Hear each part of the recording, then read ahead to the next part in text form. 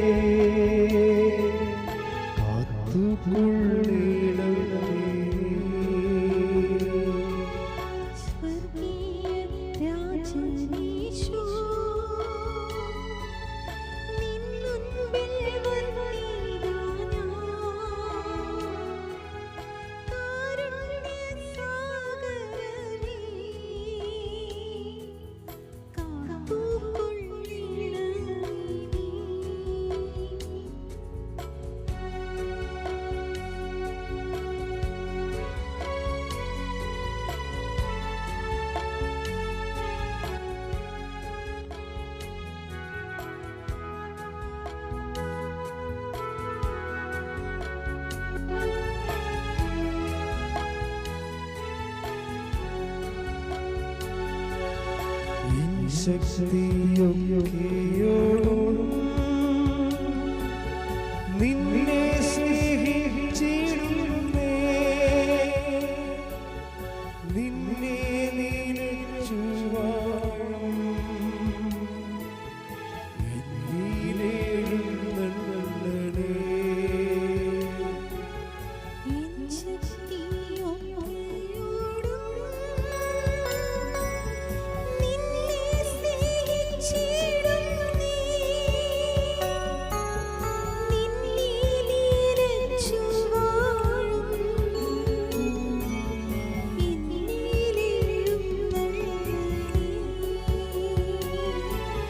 സ്വർഗീയ രാജനീശോ നിൻ മുൻപിൽ വന്നീതാ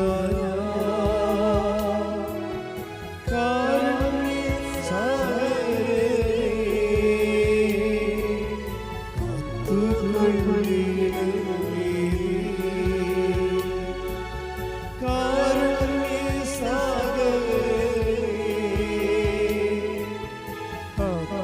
കാത്തുകൊള്ളണമേ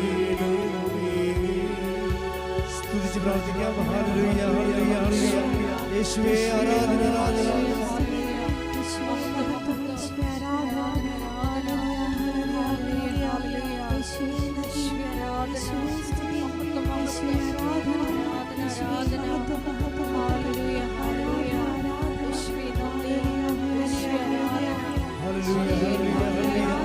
യേശുവേ ഹല്ലേലൂയ.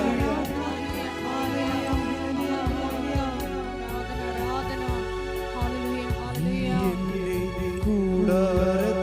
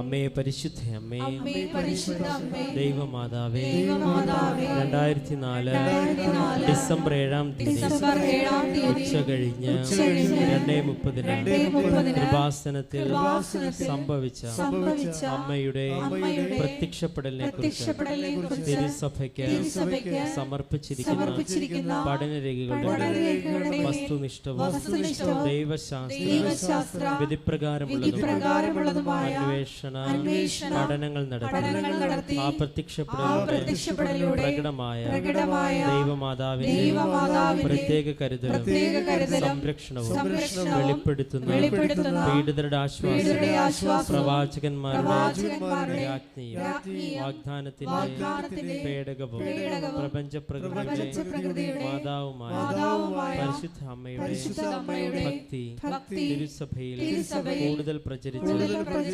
ജീവിതത്തിന്റെ ദുരിത അവസ്ഥകളിൽ അകപ്പെട്ട് കഴിയുന്ന അനേകായിരം മക്കൾക്ക് ദൈവത്തിന്റെ സാന്നിധ്യവും സന്ധിപ്പും കൂടുതൽ അനുഭവിക്കുക ആത്മീയ വിശുദ്ധി ദൈവശക്തി കൈവരിക്കുവാൻ ഞങ്ങളുടെ കുടുംബങ്ങളെ ഇടയാക്കണമേ. നമുക്ക് സ്തുതിച്ച് പ്രാർത്ഥിക്കാം. Hallelujah, hallelujah, hallelujah, hallelujah, hallelujah.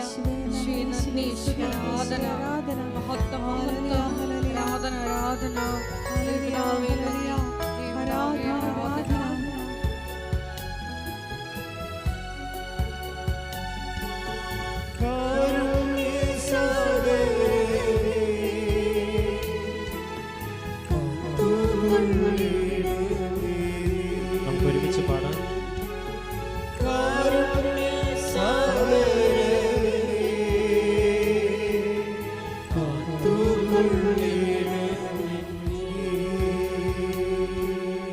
പരിശുദ്ധ പരമദിവ്യകാരുണ്യത്തിന് ആരാധനയും സ്തുതിയും പുകഴ്ചയും ഉണ്ടായിരിക്കട്ടെ. പരിശുദ്ധ പരമദിവ്യകാരുണ്യത്തിന് ആരാധനയും സ്തുതിയും പുകഴ്ചയും ഉണ്ടായിരിക്കട്ടെ. പരിശുദ്ധ പരമദിവ്യകാരുണ്യത്തിന് ആരാധനയും സ്തുതിയും പുകഴ്ചയും ഉണ്ടായിരിക്കട്ടെ. അമ്മേ പരിശുദ്ധ അമ്മേ, അമ്മേ പരിശുദ്ധ അമ്മേ, ഭൂസ്വർലോകങ്ങളുടെ രാജ്ഞിയായ അങ്ങേക്ക് ഭൗമ സംരക്ഷണത്തിനായി പ്രപഞ്ച പ്രകൃതിയെ തിരുസഭ പ്രതിഷ്ഠിക്കുവാൻ പ്രത്യക്ഷീകരണം വഴി ഇടയാക്കണമേ.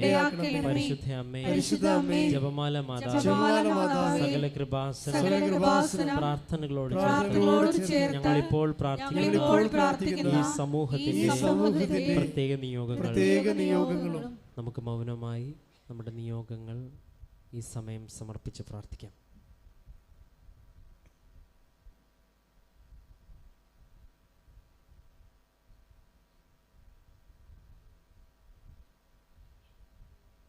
അമ്മയുടെ പ്രത്യക്ഷീകരണത്തിന്റെ ഈ അനുഗ്രഹവേളയിൽ ഞങ്ങൾക്ക് സാധിച്ചു തരണമേ.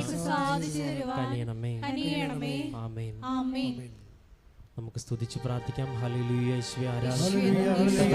പരിശുദ്ധാത്മാവിന്റെ അഭിഷേകം ഈ ആരാധനയുടെ സമയം മുഴുവൻ ഞങ്ങൾ അനുഭവിക്കുവാനും ഞങ്ങൾക്ക് ആവശ്യമായ വചനങ്ങളും ഞങ്ങൾക്ക് ആവശ്യമായ ദൈവിക സാന്നിധ്യവും കർത്താവേ ആരാധനയോട് ലഭിക്കുവാൻ ഉടമ്പടി ജീവിതത്തിൽ ഞങ്ങൾ സമർപ്പിച്ച നിയോഗങ്ങളോടൊപ്പം കർത്താവേ അങ്ങയുടെ സാന്നിധ്യം പ്രകടമാകണമെന്ന് ഞങ്ങൾ പ്രാർത്ഥിക്കുന്നു. ഇനി ആരാധനയിൽ പങ്കെടുക്കുന്ന എല്ലാവരുടെ പ്രാർത്ഥനകളും ഓൺലൈനിലും ഓഫ്ലൈനിലും ഒക്കെ പങ്കെടുക്കുന്ന എല്ലാവരും കർത്താവേ അങ്ങയുടെ ശബ്ദം ശ്രവിക്കുവാൻ അങ്ങയുടെ സ്വർഗാരോഹണ തിരുനാളിൻ്റെ അഭിഷേകവും അനുഗ്രഹവും ലഭിക്കുവാൻ കർത്താവേ പരിശുദ്ധാത്മാവിന്റെ നിറവില് പരിശുദ്ധമ്മയുടെ പ്രത്യക്ഷീകരണം സ്ഥിരീകരിക്കുവാനുള്ള വലിയ സാക്ഷ്യങ്ങൾ ഞങ്ങളുടെ നിയോഗങ്ങളിലൂടെ ഉണ്ടാകുവാൻ കർത്താവെ ഞങ്ങളിൽ കൃപ ചൊരിയണമേ എന്നും ഞങ്ങളെ തിരഞ്ഞെടുക്കണമേ എന്നും പ്രാർത്ഥിച്ചുകൊണ്ട് നമുക്കെല്ലാവർക്കും എഴുന്നേറ്റ് നിന്ന് കൈകളടിച്ചുകൊണ്ട് ദൈവത്തെ സ്തുതിച്ച് ഹരഘോഷത്തോടും ആഹ്ലാദാരവത്തോടും കൂടി ദൈവത്തിന് നന്ദി പറയുകയും സ്തുതിക്കുകയും മഹത്വപ്പെടുത്തുകയും ചെയ്യാം.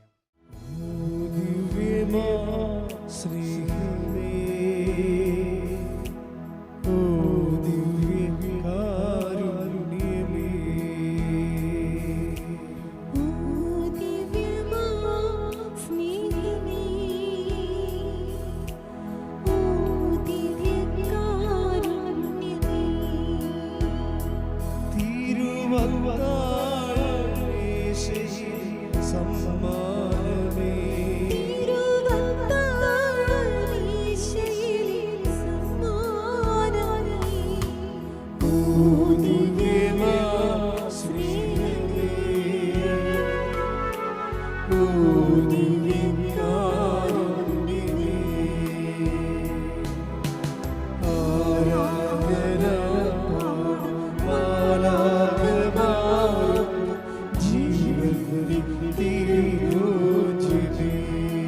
കരങ്ങൾ വീശിക്കൊണ്ട്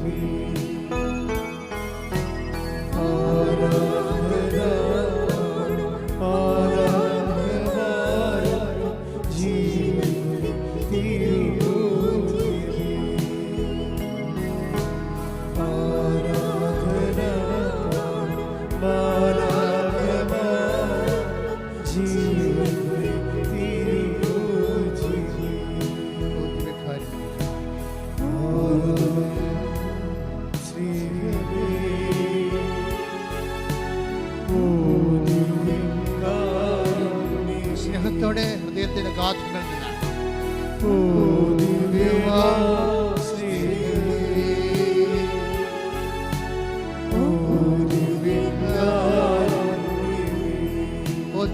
സ്നേഹമേ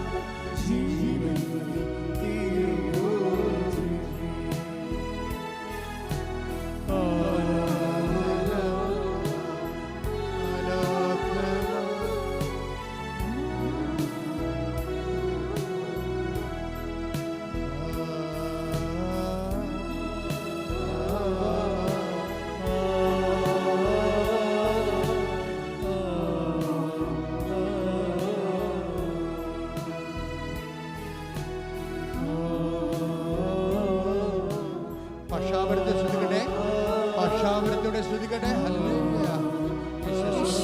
ആരാധന, മഹത്വം മഹത്വം, ആരാധന ആരാധന.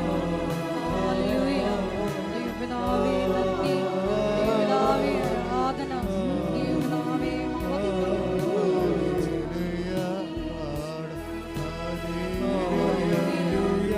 ശ്രീ നന്ദി, ശ്രീ ആരാധന, ശ്രീ ആരാധന. ഹല്ലേലൂയ. മഹത്വം മഹത്വം, ആരാധന ആലംബനത്തോടെ ഹല്ലേലൂയ. ശ്രീ ആരാധന, ഹല്ലേലൂയ. മഹത്വം മഹത്വം, ആലംബനത്തോടെ ആരാധന ഹല്ലേലൂയ.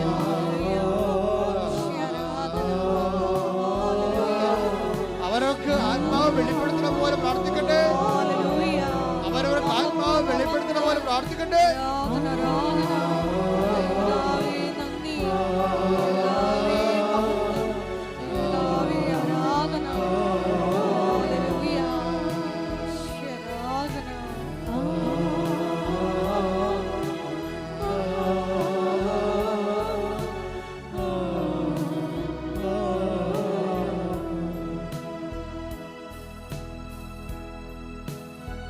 ഒരു കണ്ണ് തുറന്ന് വരുന്നത് പോലെയുള്ള ഒരു സന്ദേശമാണ്.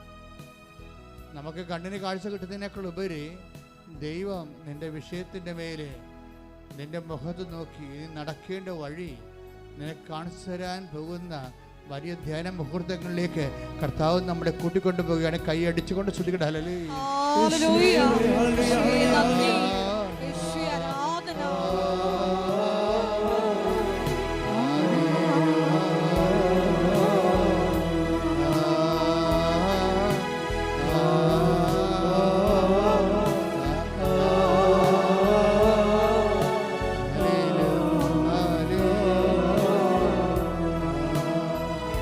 നമ്മുടെ ഉപ്പുകുറ്റി, നമുക്ക് ഉപ്പുകുറ്റി ഇങ്ങനെ പൊങ്ങി നിൽക്കത്തില്ലയോ? ഉപ്പുകുറ്റി ഇങ്ങനെ പൊങ്ങി നിൽക്കണ പോലെ ഒരു മാംസവും കനമുള്ള മാംസം, എല്ല് പോലെ ദൃഢമായൊരു മാംസം ഒന്തി നിൽക്കുന്ന ശരീരം. അത് ചിലപ്പോൾ മുഖമാകാം, ചിലപ്പോൾ ശരീരത്തിന് വേറെ ഏതെങ്കിലും ഭാഗങ്ങളാകാം. കനമുള്ളൊരു മാംസം, എല്ല് പോലെ കഠിനമായ ഭാഗം ശരീരത്തിൽ ഉന്തി നിൽക്കുന്ന വ്യക്തിയെ കർത്താവ് സൗഖ്യപ്പെടുത്തിക്കൊണ്ടിരിക്കുന്ന ഹല്ലേലൂയ ഹല്ലേലൂയ ഹല്ലേലൂയ. ശ്രീ നന്ദി, ശ്രീ ആരാധന, മഹത്വം മഹത്വം. ദൈവപിതാവേ നന്ദി, ദൈവപിതാവേ ആരാധന, ദൈവപിതാവേ മഹത്വം.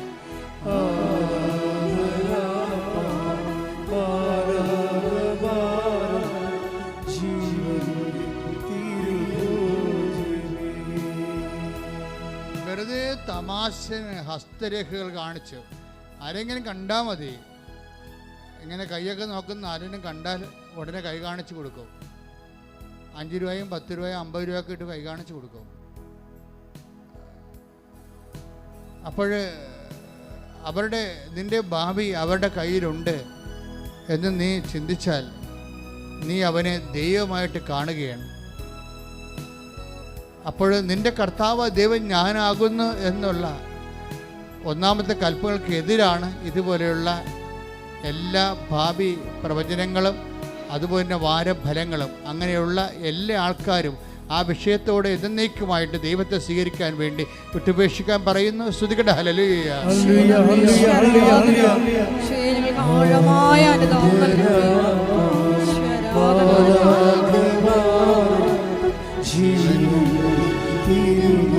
ഒരുമിച്ച് പാടുക.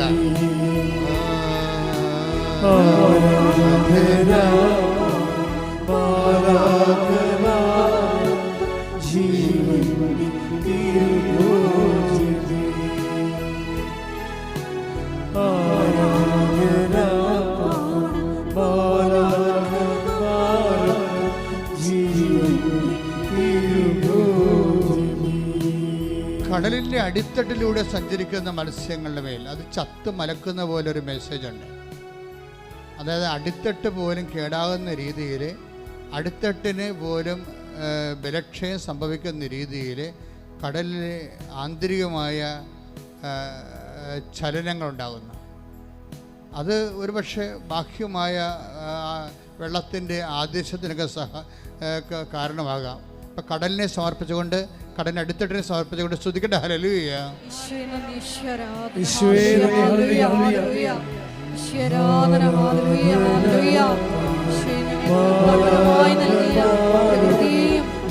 ഓരോ സമ്പത്തിനെയും വലിയ സംരക്ഷണം ആരാധനയുടെ യോഗ്യതയാൽ ഉണ്ടാകുവാൻ വേണ്ടി പ്രാർത്ഥിക്കുന്നു.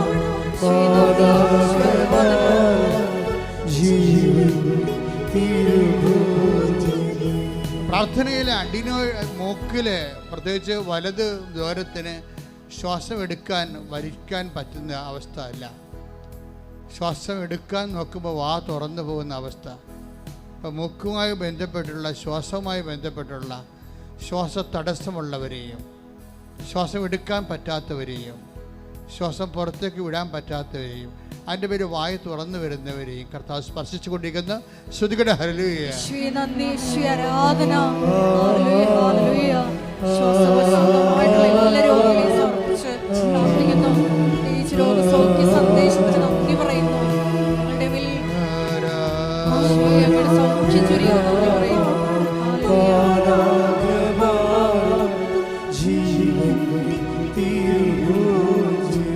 ഒരു കുഞ്ഞിക്കൈയാണ്.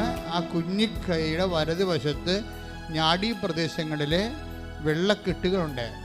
കർത്താവ് സ്പർശിച്ചു കൊണ്ടിരിക്കുന്ന ശ്രുതികടെ. ഹല്ലേലൂയ.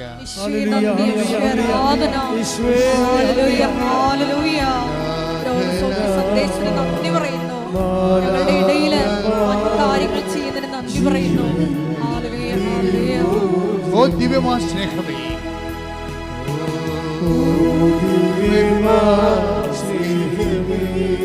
സ്വരത്തിലെ ഒരുമിച്ച് സ്വരത്തിലെ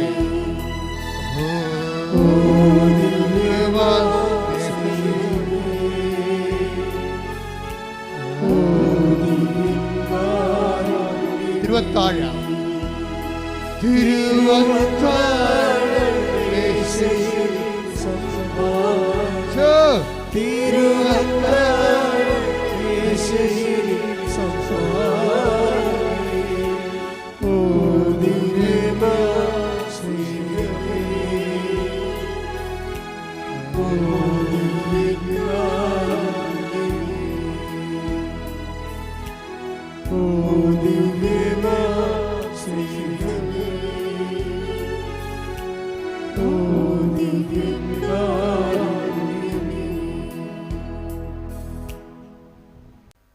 തീയതി അമേരിക്കയിലെ ചിക്കാഗോയിലെ സീറോ മലബാർ സഭയുടെ കത്തീഡ്രലിലെ അഭിവന്യ ജോയി ആലപ്പാട്ട് പിതാവ് കൃപാസനം മാതാവിൻ്റെ രൂപം അൾത്താരയിൽ പ്രതിഷ്ഠിക്കുന്ന ദിവസമാണ്. ശ്രുതിക്കട്ടെ. ഹല്ലേലൂയ. ഹല്ലേലൂയ. ഹല്ലേലൂയ. ഹല്ലേലൂയ. വിവിധ ഭൂഖണ്ഡങ്ങളിൽ ദൈവമാതാവ് കൃപാസനത്തിൽ പ്രത്യക്ഷയായ മാതാവിനെ പ്രതിഷ്ഠിക്കുന്ന ആ വലിയ സന്തോഷത്തോടൊപ്പം പിതാവിന്റെ വലിയ പദ്ധതികൾക്ക് നന്ദി പറയുന്നു. ഹല്ലേലൂയ.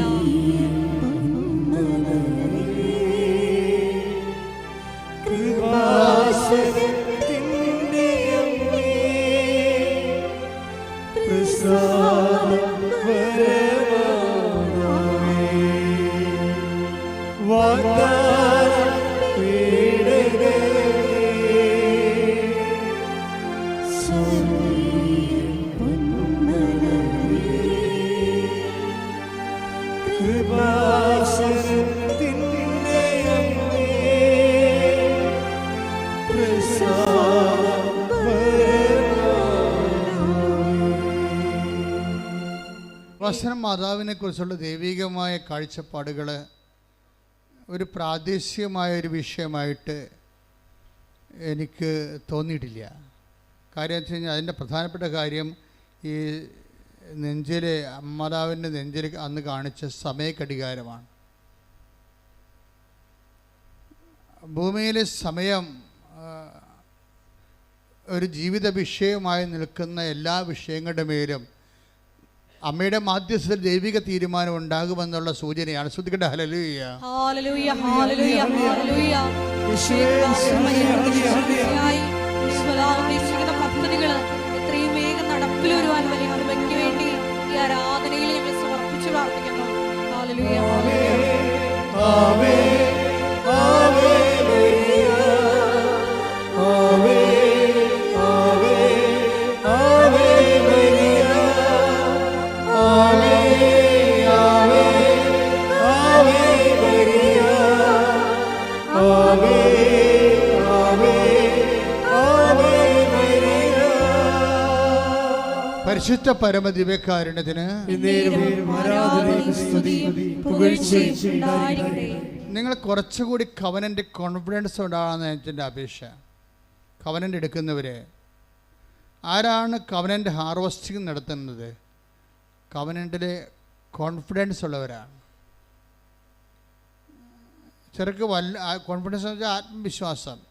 നമ്മുടെ കവനൻ്റ് എടുക്കുമ്പോൾ തന്നെ നമുക്ക് ആത്മവിശ്വാസം ഉണ്ടാകണം.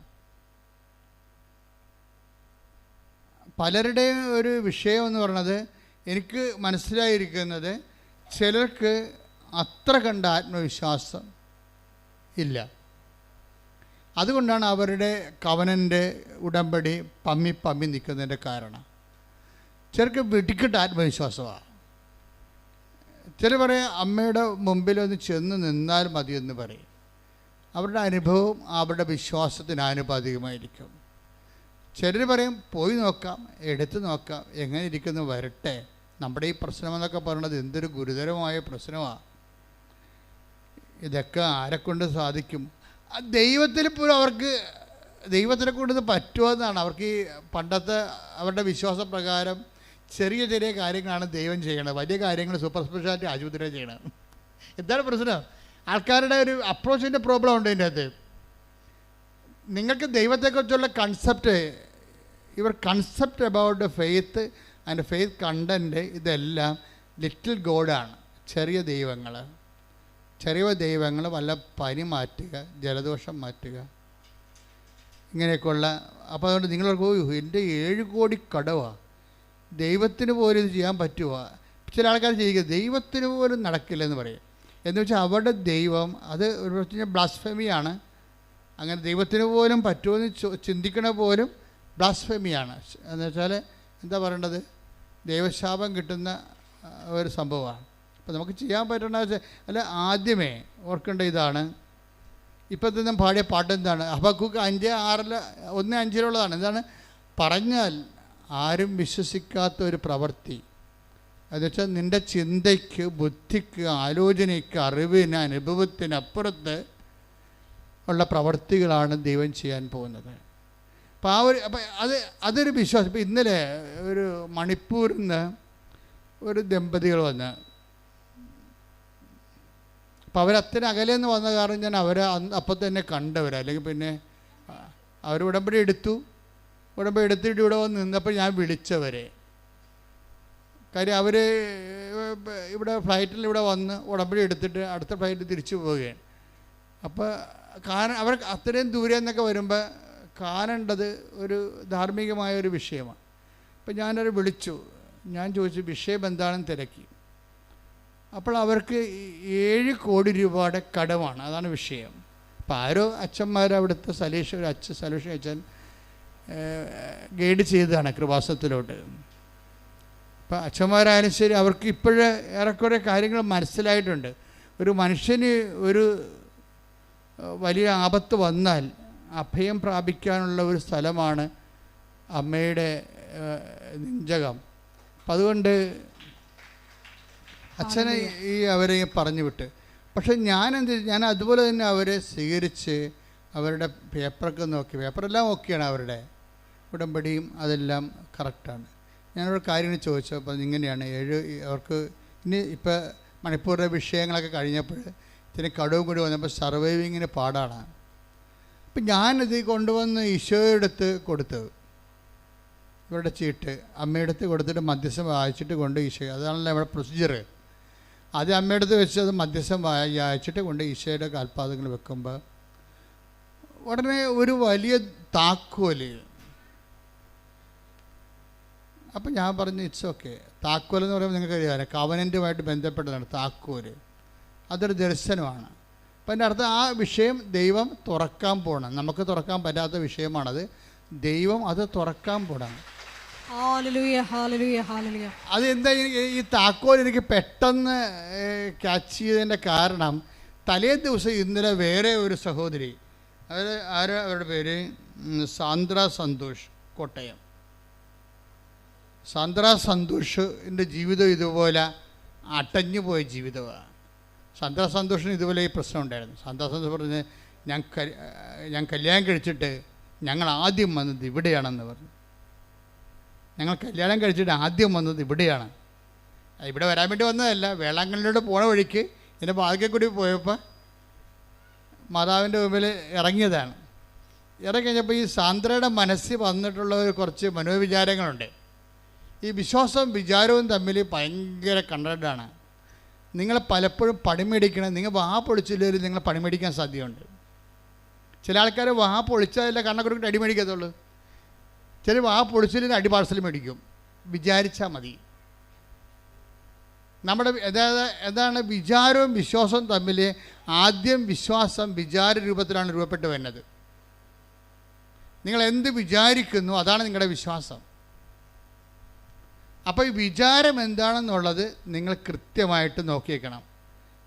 എന്താ കാര്യത്തിൽ ഇപ്പോൾ രക്തസ്രാവക്കാരി എന്താണ് വിചാരിച്ച നില പറയണത്?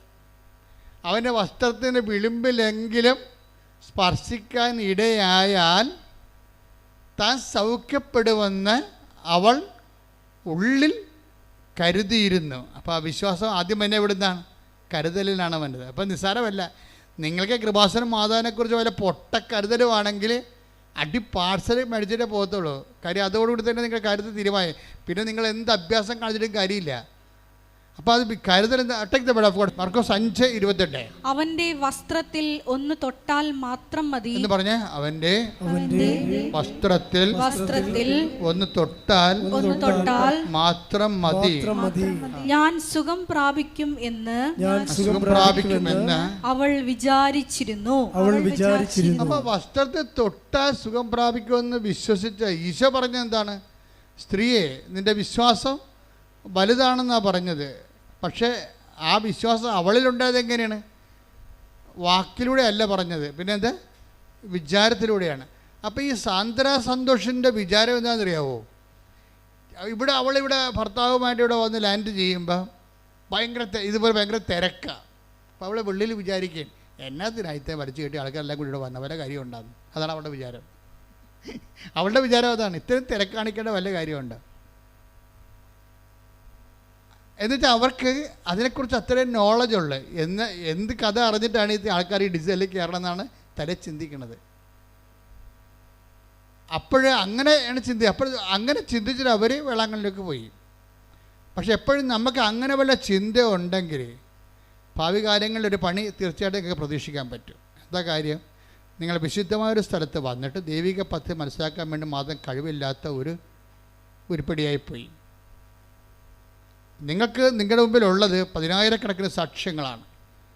അനുദിനം മനുഷ്യർ പറയുന്ന ദൈവാനുഭവങ്ങൾ, അത് മാത്രം കേട്ടാൽ മതി. ഇവളിങ്ങനെ പറഞ്ഞു പോയെങ്കിലും അവളെ ദൈവത്തിനെതിരൊന്നുമല്ലേ. ഇവിടെ എന്തിനാണ് ആൾക്കാരിങ്ങനെ ഇടിച്ചു തല്ലണത്? ഇതൊക്കെ വല്ല അറിഞ്ഞിട്ടാണ്, വല്ല ഉള്ള കാര്യമാണ് എന്നുള്ള ചിന്ത അവർക്ക് അറിയത്തില്ലല്ലേ.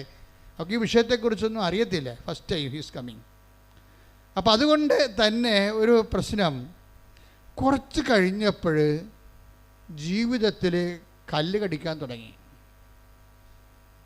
നല്ലൊരു ഭർത്താവിനെ കിട്ടിയതാണ്, മര്യാദയ്ക്ക് ജീവിക്കാൻ തുടങ്ങിയതാണ്. പക്ഷേ നമ്മളെപ്പോഴും നിങ്ങൾക്ക് എപ്പോഴും വരുന്നൊരു പ്രശ്നമേ, നിങ്ങൾ എപ്പോഴും അസമയത്തും സമയത്തും പ്രാർത്ഥനയുടെ കാര്യത്തിൽ കോംപ്രമൈസ് ചെയ്യരുത്. ഇപ്പോൾ ചെറിയ പറയാം, നല്ല ഭർത്താവിനെ കിട്ടി, സന്തോഷമാണ്, അവൾക്ക് ജോലിയുണ്ട്, ഞങ്ങൾക്ക് ജോലിയുണ്ട്, പിന്നെ കുഞ്ഞിനെ കിട്ടി, ജീവിക്കാനൊരു വീടൊക്കെ ആയി, ബന്ധുക്കൾ സ്വന്തപ്പെട്ടവരുണ്ട്, എല്ലാം ഹൈഫൈവ് ആണെന്ന് പറഞ്ഞാൽ നിങ്ങൾ പിന്നെ എന്തിനാണ് പ്രാർത്ഥിക്കേണ്ടത് എന്ന് ഇപ്പം സാന്ദ്ര പറയുന്നുണ്ടത് സാക്ഷ്യത്തിൽ. ഞാൻ നല്ലവണ്ണം ബൈബിൾ വായിക്കുന്ന ആളായിരുന്നു. എൻ്റെ അമ്മ പറഞ്ഞിട്ടുണ്ട് കിടന്നുറങ്ങണ മുമ്പ് ബൈബിൾ വായിച്ചേക്കണമെന്ന്. കിടന്നുറങ്ങണതിന് മുമ്പ് നീ ബൈബിൾ വായിച്ചിട്ടേ കിടന്നുറങ്ങാം. അപ്പോൾ എൻ്റെ ജീവിതത്തിൽ ഞാൻ എപ്പോഴും ബൈബിൾ വായിക്കാത്ത ദിവസങ്ങളില്ലെന്നാണ് പറയണത്. ബൈബിൾ വായിക്കാത്ത ദിവസങ്ങളില്ല. പക്ഷേ നല്ല ഭർത്താവിനെ കിട്ടിക്കഴിഞ്ഞപ്പോൾ, അതുപോലെ തന്നെ ജീവിതത്തിൽ നിക്കക്കള്ളിയൊക്കെ ആയിക്കഴിഞ്ഞപ്പോൾ ആദ്യം അത് ബാധിച്ചത് എവിടെയാണ്? പ്രാർത്ഥനാ ജീവിതത്തെയാണ് ബാധിക്കണത്. അതെപ്പോഴും നമ്മൾ ശ്രദ്ധിക്കണം. നിങ്ങൾക്കൊരു നല്ല കാലം വന്നാൽ നിങ്ങൾക്ക് ആത്മീയമായിട്ടൊരു മോശം കാലം തുടങ്ങിയെന്ന് പറയാം. നിങ്ങൾക്കൊരു നല്ല കാലം വന്നാൽ തീർച്ചയായിട്ടും നിങ്ങൾക്ക് ആത്മീയമായിട്ട് അധികം പ്രാർത്ഥനയില്ലാത്ത, ദൈവാശ്രയമില്ലാത്ത ഒരു മോശം കാലം വരും. അതൊന്ന് മനസ്സിലാക്കാം. കാര്യം നല്ല കാലം കൈകാര്യം ചെയ്യൽ വന്ന മിസ്റ്റേക്കാണത്. നല്ല കാലം വരുമ്പോൾ അതുപോലെ തന്നെ ദൈവത്തോടും, ഇപ്പം ദൈവത്തിനെ കൊണ്ട് ചിലരെന്താ ചെയ്യണമെന്നറിയാമോ? എനിക്കിപ്പം ഞാൻ എന്നാത്തിനാണ് പ്രാർത്ഥിക്കേണ്ടതെന്ന് അറിയാൻ പാടില്ല. ഇപ്പം അങ്ങനെ എന്തിനാണ് പ്രാർത്ഥിക്കേണ്ടതെന്ന് അറിയാൻ പാടില്ലാത്തവരുടെ അന്ധന്മാരുടെ കാലം ഇനി വർദ്ധിക്കുകയുള്ളൂ. ഇപ്പം നിങ്ങളെല്ലാം പോകുമ്പോൾ നിങ്ങൾക്കറിയാം, നിങ്ങൾക്ക് പലർക്കും യൂറോയിലാണ് ശമ്പളം കിട്ടുന്നത്. ഇന്ത്യൻ മണി എപ്പോഴും അതിൻ്റെ വാല്യൂ കുറഞ്ഞിരിക്കുന്ന സമയത്ത് യൂറോക്കാരൻ്റെ കണ്ണു പോകാനുള്ള സാധ്യതയുണ്ട്. എന്താണ്? അവൻ ചിന്തിക്കാത്ത കാശാണ് ശമ്പളമായിട്ട് അതിന് കിട്ടുന്നത്. അപ്പം അതിൻ്റെ കൂടെ ഫണ്ട് കിട്ടി, ജോലി കിട്ടി, ഫ്ലാറ്റ് കിട്ടി, ജീവിതം കിട്ടി. പിന്നെ എന്തിനാണ് ഇവർ പ്രാർത്ഥിക്കേണ്ടതെന്ന് ഇവർക്ക് അറിയത്തില്ല. അങ്ങനെ കുറേ ഒരു വംശം ഉണ്ടാകുന്നുണ്ട്. അന്ധതയുടെ ഒരു വംശം വരുന്നുണ്ട്. അത് എന്തിന് പ്രാർത്ഥിക്കണം? ഇപ്പം നിങ്ങളൊക്കെ ഇവിടെ പ്രാർത്ഥിക്കാൻ വരുമ്പോൾ എന്തെങ്കിലും ഒരു കാര്യമുണ്ടല്ലോ. ഇനി കാര്യമില്ലാത്ത കാലം വരും. ഒരു മനുഷ്യൻ്റെ ഏറ്റവും വലിയ ശാപകാലമെന്ന് പറയുന്നത് അവന് എന്തിനെ പ്രാർത്ഥിക്കണമെന്ന് അറിയേണ്ടാത്ത ഒരു കാലം വരുമ്പോഴാണ്. അപ്പോൾ മാത്രം നിങ്ങൾ ആരാണെന്ന് നിങ്ങൾക്ക് മനസ്സിലാകത്തുള്ളൂ. പക്ഷേ ദൈവത്തിന് നിങ്ങളെ നേരത്തെ അറിയാം.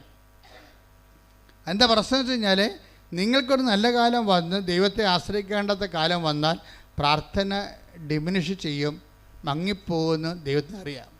അതുകൊണ്ടാണ് നിങ്ങൾ ഈ കാലത്ത് നല്ലവണ്ണം ആശ്രയിച്ച് പ്രാർത്ഥിപ്പിക്കാൻ വേണ്ടി നിങ്ങൾക്ക് കാര്യങ്ങൾ നടക്കാതെ ദൈവം ലാഗ് ചെയ്ത് കൊണ്ടുപോകണത്. കാര്യം ഈ ഒരു കാലഘട്ടത്തിൽ നിങ്ങൾ പ്രാർത്ഥിക്കുകയും ദൈവാനുഭവം ഉണ്ടാക്കിയെടുക്കുകയും ചെയ്യത്തുള്ളൂ. ഇപ്പം തന്നെ വരുമ്പോൾ തന്നെ നിങ്ങൾക്ക് അനുഗ്രഹം എടുത്ത് കയ്യെത്ത് തന്നു കഴിഞ്ഞാൽ പിന്നെ നിങ്ങൾ ഹൈഫൈവായി, പ്രാർത്ഥനാ ജീവിതം ഇല്ല. പിന്നെ ഇനി എന്തെങ്കിലും പറഞ്ഞെങ്കിൽ ഇഷ്യൂ ഉണ്ടാകണം.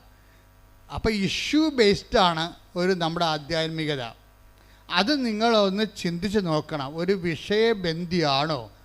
അത് നമുക്കറിയാമല്ലോ, ക്രിസ്തീയ ആധ്യാത്മികതയുടെ പ്രശ്നം അതൊരു വ്യക്തിബന്ധമാണ്.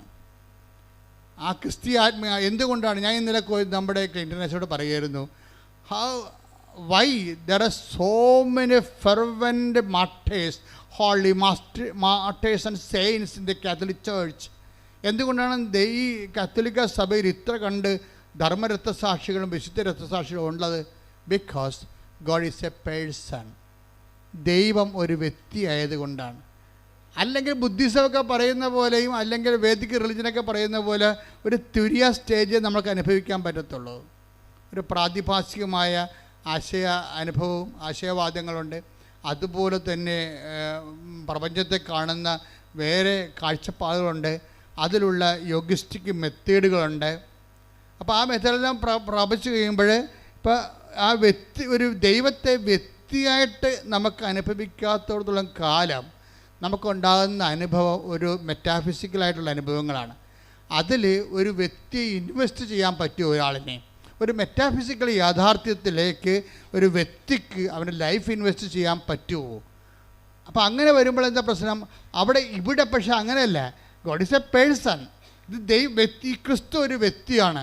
So we can have A interpersonal relationship. നമുക്ക് ദൈവവുമായിട്ടൊരു പേഴ്സണൽ റിലേഷൻ ഉണ്ടാകും. പേഴ്സണൽ റിലേഷൻ അറിയാമല്ലോ. വ്യക്തിപരമായ റിലേഷൻ ഉണ്ടായിക്കഴിഞ്ഞാൽ എന്ത് ചെയ്യും? മനുഷ്യരെന്ത് ചെയ്യും? മനുഷ്യർ അതിനു വേണ്ടി ജീവിക്കും, ചിലപ്പോൾ മരിച്ചെന്നും വരും. അതുകൊണ്ട് തന്നെ ഈ എപ്പോഴും ദൈവമായിട്ടുള്ള എല്ലാ ഇടപാടുകളും പഞ്ചേന്ദ്രിയങ്ങൾക്ക് വിഷയഭവിച്ചിരിക്കുന്നത് അതുകൊണ്ടാണ്. ദൈവം ഒരു വ്യക്തിയായത് കൊണ്ടാണ് ഇന്ദ്രിയങ്ങൾക്ക് അനുഭവവേദ്യമായി വരുന്നത്. ഇന്ദ്രിയങ്ങൾ എത്ര എണ്ണം ഉണ്ട് നമുക്ക്? മൂക്കുണ്ട്, നാക്കുണ്ട്, ത്വക്കുണ്ട്, പിന്നെന്താണ്? ചെവിയുണ്ട്, കണ്ണുണ്ട് അല്ലേ, ഇത്ര അഞ്ച് ഇന്ദ്രിയങ്ങളുണ്ട്. ഈ 5 ഇന്ദ്രിയങ്ങൾക്കും ബൈബിളിലെ ദൈവം ഗോചരീഭവിച്ചിട്ടുണ്ട്. അതുകൊണ്ട് അനുഭവം, അപ്പം ഞങ്ങളെപ്പോലെയുള്ള ഈ ധർമ്മശാസ്ത്രം ചെയ്യുന്ന ആൾക്കാർ നോക്കണത് എല്ലാ ഇന്ദ്രിയങ്ങളിലേക്കും കൊണ്ടുവന്ന് ദൈവത്തിന് ടാഞ്ചിബിളാക്കാൻ കഴിയുമോ? അതിന് ബൈബിളിൻ്റെ കാഴ്ചപ്പാടുകൾ എന്താണ്, സഭയുടെ പഠനങ്ങൾ എന്താണ്, ഇതൊക്കെയാണ് ഞങ്ങളെപ്പോഴും ധരിക്കണത്. ഇപ്പം തന്നെ സാന്ദ്ര ഇവിടുന്ന് പോയി. എന്താ സാന്ദ്രയ്ക്ക് സംഭവിച്ചത്? സാന്ദ്ര പെട്ടെന്ന് ഡൈവേഴ്സായി. എനിക്ക് ഒരു ലൈഫ് തന്നെ കണ്ടില്ലേ, ഒരു പൗർണമിയിലേക്ക് നിന്ന് വെച്ചും പെട്ടെന്ന് ജീവിതം അമാവാസിയിലേക്ക് കയറുകയാണ്. പൗർണമി എന്ന് പറഞ്ഞാൽ പൂർണ്ണചന്ദ്രനല്ലേ, പൂർണ്ണചന്ദ്രൻ്റെ ആ ചന്ദ്രശോഭയെന്ന് പെട്ടെന്ന് അത് അമാവാസിയിലേക്ക് പോകും. അമാവാസിയിലേക്ക് പോകുമ്പോൾ എന്താ പറയണത്? ജീവിതം ഇരുണ്ടു പോകും. അവർ പിരിഞ്ഞു പോയി, കേസായിപ്പോയി. അവർ പിരിഞ്ഞും പോയി, കേസായിപ്പോയി. കേസായി കഴിഞ്ഞിട്ട് എന്താ പറ്റണത്? ഇങ്ങനെ കേസ്. അപ്പോൾ ലൈഫ് നോക്കിയാൽ നേരെ ഓപ്പോസിറ്റ്, നേരെ സൗത്ത് പോളിൽ നേരെ നോർത്ത് പോളിലേക്ക് വരിക. നേരെ ഓപ്പോസിറ്റ് അനുഭവങ്ങളാണ്. ഈ ഓപ്പോസിറ്റ് അനുഭവങ്ങളാകുമ്പോഴും ഈ സാന്ദ്രയുടെ ഹിസ്റ്ററി, ആ കേസ് ഹിസ്റ്ററി നോക്കിയാൽ നമുക്കൊരു കാര്യം മനസ്സിലാകും. എന്താണ്? സാന്ദ്രയ്ക്ക് ഒരു ഡിപ്പോസിറ്റ് ഉണ്ട് ജീവിതത്തിൽ. എന്ത് ഡിപ്പോസിറ്റാണ്? അമ്മ പറഞ്ഞു കൊടുത്തിട്ടുണ്ട്, നീ ഉറങ്ങുന്നതിന് മുമ്പ് നീ ബൈബിൾ വായിച്ചിട്ടേ ഉറങ്ങാവൂ. അപ്പം നമുക്ക് അത് അവളങ്ങനെ കീപ്പ് ചെയ്ത് പോകുന്നുണ്ടേ. അപ്പോൾ അതുകൊണ്ട് തന്നെ ഈ പഴയ നമ്മൾ ഓർക്ക് ഇപ്പം ഞാൻ ബൈബിൾ വായിച്ചു, എനിക്ക് തന്നെ അതിനാ ഞാൻ അമ്മ പറഞ്ഞുകൊണ്ട് ഞാൻ ബൈബിൾ വായിച്ചെന്ന് പറയും. പക്ഷേ ദൈവം നിനക്ക് വേണ്ടി ഒരു ആസ്തി സ്വരൂപിക്കുകയാണ്. എപ്പോഴും നമ്മൾ കൊഴുത്ത പശുക്കളെ സ്വപ്നം കാണുമ്പോൾ മെല്ലിച്ച പശുക്കളെ പ്രീസപ്പോസ് ചെയ്യേണ്ടി വരും. അതാണ് ബൈബിൾ നൽകുന്ന പാഠം. Take the word of God. സ്തുതിക്കട്ടെ. ഹല്ലേലൂയ, ഹല്ലേലൂയ, ഹല്ലേലൂയ, യേശുവേ നന്ദി. Hallelujah, hallelujah, hallelujah, hallelujah, hallelujah, hallelujah, യേശുവേ നന്ദി. Hallelujah, hallelujah, hallelujah. പ്രാർത്ഥിക്കാൻ എന്നെ പഠിപ്പിക്കണമേ യേശു. പ്രാർത്ഥന വരമെന്നിൽ നൽകണമേ യേശു. പ്രാർത്ഥിക്കാൻ എന്നെ പഠിപ്പിക്കണമേ യേശു. പ്രാർത്ഥന വരമെന്നിൽ നൽകണമേ യേശു.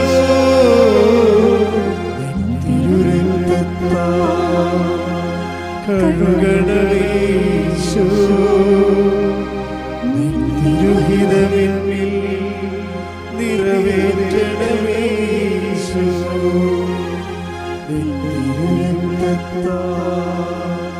കഴുകണമേ യേശു. തിരുഹിതമെന്നിൽ നിറവേറ്റണമേ യേശു. പ്രാർത്ഥിക്കാൻ എന്നെ പഠിപ്പിക്കണമേ യേശു. പ്രാർത്ഥന വരമെന്നിൽ നൽകണമേ യേശു. പ്രാർത്ഥിക്കാൻ എന്നെ പഠിപ്പിക്കണമേ യേശു. പ്രാർത്ഥന വരമെന്നിൽ നൽകണമേ യേശു. ഉൽപ്പത്തി 41:17. ഫറവോ ജോസഫിനോട് പറഞ്ഞു, സ്വപ്നം ഇതാണ്, ഞാൻ നൈലിൻ്റെ തീരത്ത് നിൽക്കുകയായിരുന്നു. കൊഴുത്ത് അഴകുള്ള 7 പശുക്കൾ നൈലിൽ നിന്ന് കയറി വന്ന് പുൽത്തകിടിയിൽ മേയാൻ തുടങ്ങി. അവയ്ക്ക് പുറകെ മെലിഞ്ഞ് വിരൂപമായ 7 പശുക്കളും കയറി വന്നു. അത്തരം പശുക്കളെ ഈജിപ്തിലെങ്ങും ഞാൻ കണ്ടിട്ടില്ല. ശോഷിച്ച് വിരൂപമായ ആ പശുക്കൾ ആദ്യത്തെ 7 കൊഴുത്ത പശുക്കളെ വിഴുങ്ങിക്കളഞ്ഞു. എന്നാൽ മെലിഞ്ഞ പശുക്കൾ അവയെ വിഴുങ്ങിയെന്ന് ആർക്കും മനസ്സിലാക്കാൻ കഴിയുമായിരുന്നില്ല. കാരണം മുൻപെന്ന പോലെ തന്നെ ശോഷിച്ചാണ് അവ കാണപ്പെട്ടത്. വീണ്ടും സ്വപ്നത്തിൽ പുഷ്ടിയും അഴകുമുള്ള 7 കതിരുകൾ ഒരു തണ്ടിൽ വളർന്നു നിൽക്കുന്നതും ഞാൻ കണ്ടു. തുടർന്ന് ശുഷ്കിച്ചതും കിഴക്കൻ കാറ്റിൽ വാടിക്കരിഞ്ഞതുമായ 7 കതിരുകൾ പൊങ്ങി വന്നു. ശുഷ്കിച്ച കതിരുകൾ നല്ല കതിരുകളെ വിഴുങ്ങിക്കളഞ്ഞു. എപ്പോഴും ജീവിതത്തിൻ്റെ നല്ല കാലങ്ങൾ, ഇപ്പോൾ എനിക്ക് ചെറിയ മിസ്റ്റേക്ക് സംഭവിച്ചായിരുന്നു. സാന്ദ്രയല്ല, ജിഷ്മ എന്ന ആ കുട്ടിയുടെ പേര്. അവരുടെ ഒരു പുത്തൻകട, നെയ്യാറ്റിൻകര, അവരുടെ സ്റ്റോറിയാണ് ഈ പറയണത്. അപ്പോൾ ജിഷ്മയുടെ ആസ്തി എന്താണ്? ജിഷ്മ നേരത്തെ തന്നെ ബൈബിള് വായിക്കുമായിരുന്നു. അപ്പം നേരത്തെ നമ്മൾ നല്ല അഭിവൃദ്ധിയുടെ കാലത്ത് ആധ്യാത്മികതയിൽ വേരൂന്നിയാൽ ഇതെല്ലാം ഇങ്ങനെ ഡിപ്പോസിറ്റായിട്ട് കിടക്കും. അപ്പം ജിഷ്മയ്ക്ക് അമ്മ പറഞ്ഞു കൊടുത്തിരിക്കണത് എന്താ? ഒരു കാരണവശാലും നീ ബൈബിൾ വായിക്കാതെ കിടന്നുറങ്ങരുത്. അപ്പം വിവാഹം കഴിഞ്ഞെങ്കിലും അവൾ പ്രാർത്ഥനാ ജീവിതം അല്പം മങ്ങിപ്പോയെങ്കിലും ബൈബിള് വായിക്കുന്നുണ്ട്. ഇപ്പം നമ്മുടെ ഉടമ്പടി എന്തെല്ലാം ഉണ്ട്? പ്രത്യക്ഷീകരണ പ്രാർത്ഥനയുണ്ട്. ആ പ്രത്യക്ഷീകരണ പ്രാർത്ഥനയൊക്കെ പറയുമ്പോൾ നിങ്ങളെപ്പോഴും ശ്രദ്ധിക്കേണ്ടത്, എനിക്ക് അമ്മയുടെ പ്രത്യക്ഷീകരണോട് ബന്ധപ്പെടുത്തി അമ്മ തന്നിരിക്കുന്ന ഒഫീഷ്യൽ ടൈം രാവിലെ 5:30 മണിക്കാണ്. അപ്പോൾ എവിടുന്നെങ്കിലുമൊക്കെ ആരെങ്കിലുമൊക്കെ നിങ്ങൾ ഉപദേശിക്കും, 3 മണിക്ക് പ്രാർത്ഥിക്കാം, 10 മണിക്ക് പ്രാർത്ഥിക്കാം, അത് അവരുടെ കാര്യം. ഇവിടുന്ന് തന്നിരിക്കുന്ന വിഷയത്തിൻ്റെ മേൽ യാതൊരു കോംപ്രമൈസും ചെയ്യരുത്. അത് നിങ്ങൾ ദൈവത്തോട് ഉടമ്പടി ചെയ്തതാണ്. You cannot change it. നിങ്ങൾക്കത് ചേഞ്ച് ചെയ്യാൻ പറ്റത്തില്ല. 5:30 എന്ന് പറഞ്ഞാൽ ചിലപ്പോൾ നിങ്ങൾ പറയും ഞാൻ രാത്രിയാണ് പഠിക്കുന്നത്, അതൊക്കെ നിങ്ങളുടെ സ്വന്തം കാര്യം. ഉടമ്പടി എടുത്താൽ നിങ്ങൾ ആ ഉടമ്പടിയിലേക്ക് 5:30 ഡേറ്റിന് നിങ്ങൾ സമയത്ത് തന്നെ അത് കീപ്പ് ചെയ്യണം. കാര്യം നമ്മൾക്ക് ചേഞ്ച് ചെയ്യാൻ പറഞ്ഞിട്ടില്ല. ഉടമ്പടി പുസ്തകങ്ങൾ ഉടമ്പടി ദൈവം തരുമ്പോൾ അതിന് ടൈം പറഞ്ഞിരിക്കുന്നത് 5:30ആണ്. പുസ്തകം എഴുതുന്ന സമയത്താണ് ഇതെല്ലാം വെളിപ്പെടുത്തുന്നത്. എല്ലാം ചില മണ്ടികൾ അതൊക്കെ സമയം ചേഞ്ച് ചെയ്തിട്ടുണ്ട്. കാര്യം ഉടമ്പടിയാണിത്, അല്ലാതെ നിങ്ങൾ എന്തെങ്കിലും ഒരു ധാരണയല്ല. It's a covenant based bilateral എഗ്രിമെൻറ്റാണ്, ദൈവമായിട്ട് ചെയ്തിരിക്കുന്ന എഗ്രിമെൻറ്റാണ്. നിങ്ങൾ വേറെ ഏത് സമയത്ത് പ്രാർത്ഥിക്കണം, അത് നിങ്ങളുടെ പേഴ്സണൽ വിഷയങ്ങളാണ്. പക്ഷേ ഉടമ്പടി വിഷയം പേഴ്സണൽ വിഷയമല്ല, വ്യക്തിപരമായ വിഷയമല്ല. അത് ഇവിടുന്ന് എന്താണ് ദൈവം ഒഫീഷ്യലായിട്ട് തന്നിരിക്കുന്നത് അതേ ഫോളോ ചെയ്യാൻ പറ്റത്തുള്ളൂ. ശ്രുതിക്കട്ടെ ഹല്ലേലൂയ.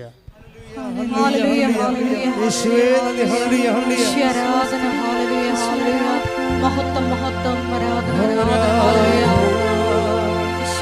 ആരാധന യേശുവേ ആരാധന ആരാധന ആരാധന യേശുവേ ആരാധന.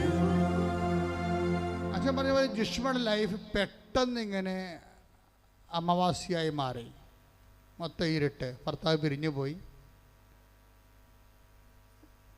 തമ്മിൽ കാണാത്ത ദിവസങ്ങളായി, സംസാരിക്കാത്ത ദിവസങ്ങളായി, കേസുകളായി, അവൾക്ക് ജോലിയില്ല, ത്രാണി പോയി, അതിൻ്റെ ബേസ്മെൻറ്റ് ഒക്കെ പെട്ടെന്ന് പോണ കണ്ടിരുന്നില്ല.